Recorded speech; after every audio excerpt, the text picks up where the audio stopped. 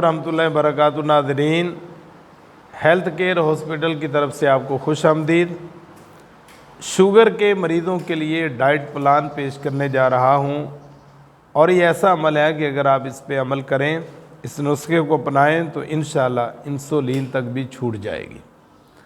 लेकिन शर्त है कि 12 हफ्ते तक उसको इस्तेमाल करें और मुसलसल इस्तेमाल करें, बिला नागा इस्तेमाल करें, तो इंशाल्लाह आपकी शुगर जड़ से ख़त्म हो जाएगी, उसकी एरेडिकेशन हो जाएगी।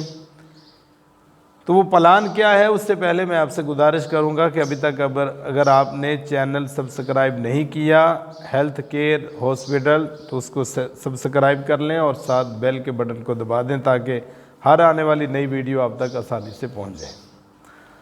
तो सबसे पहले नाश्ते से हम बात शुरू करते हैं। नाश्ते में एक अंडा लें और 1 चम्मच खालिस घी का इस्तेमाल करें। आप उसका आमलेट भी बना सकते हैं, अगर बनाना चाहें तो उसमें प्याज और टमाटर डालकर आमलेट तैयार कर लें। और उसके साथ साथ 9 अदद खुशक बादाम, भगोने नहीं हैं, खुशक इस्तेमाल करने हैं। और उसके साथ 1 कप ग्रीन टी का इस्तेमाल करें। और इसी तरह 12 बजे आपको जब भूख महसूस हो तो आप 5 अदद बादाम और 5 अदद अखरोट का इस्तेमाल करें।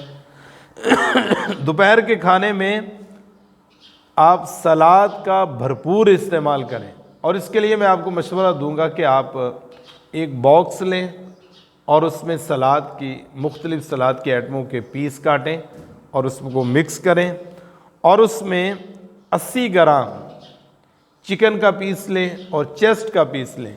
उसके आप छोटे छोटे उसके पीस बना लें और वो सलाद में शामिल कर लें। दोपहर को वो इस्तेमाल करें।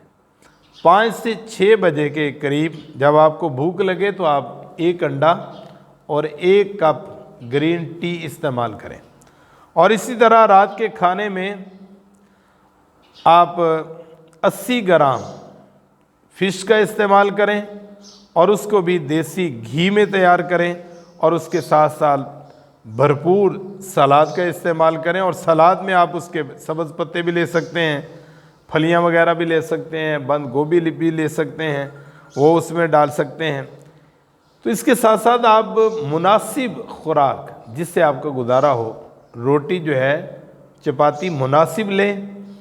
और इस दवाई के एतबार से मैं आपसे ये गुजारिश करूँगा, यकदम दवाई को ना छोड़ें, आप दवाई को कम कम इस्तेमाल करते जाएं और इंशाल्लाह जब आपके 12 हफ्ते होंगे आपकी शुगर ख़त्म हो चुकी होगी और इसको आप रूटीन बनाएं तो इंशाल्लाह आपकी जो इंसुलिन लेते हैं वो भी ख़त्म हो जाएगी।